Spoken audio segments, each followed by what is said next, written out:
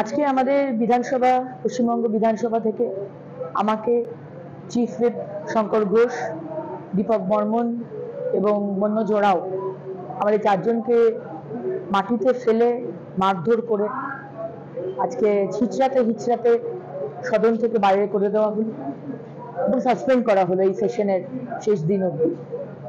আমাদের দোষ ছিল যে আমরা প্রশ্ন করেছি। আমরা জনপ্রতিনিধি, বাংলার মানুষ আমাদেরকে জিতিয়ে জনপ্রতিনিধি বানিয়েছেন।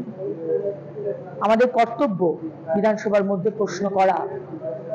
এবং বৃহস্পতিবার দিন সম্মানীয় অশোক লাহিড়ী মহাশয়ের যে বক্তব্য, শুধু সরকারের বক্তব্য আমরা শুনিনি বলে আজকে তাদের পুরো বক্তব্য, যারা যারা বিজেপি থেকে বক্তব্য রেখেছিলেন সবার বক্তব্য এক্সপাঞ্জ করে দেওয়া হয়েছে। আমরা আজকে প্রশ্ন করেছিলাম, কেন এক্সপাঞ্জ করেছেন?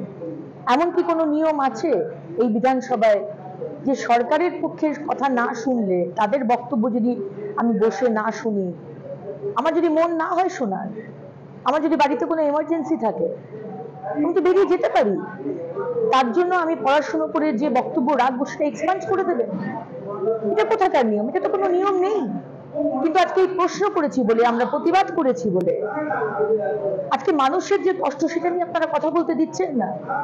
আজকে শিক্ষা দুর্নীতি, আজকে মহিলাদের উপর অত্যাচার, আজকে অনুব্রত মণ্ডল মহিলাদেরকে নিয়ে এত কথা বললেন, অশ্রাব্য ভাষায় গালাগাল দিলেন, কোনো শাস্তি হলো না।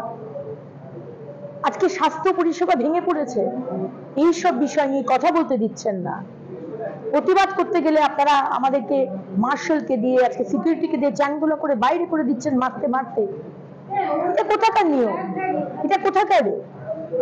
আজকে আমরা প্রতিবাদ করেছি এবং আমরা বারবার প্রতিবাদ করব।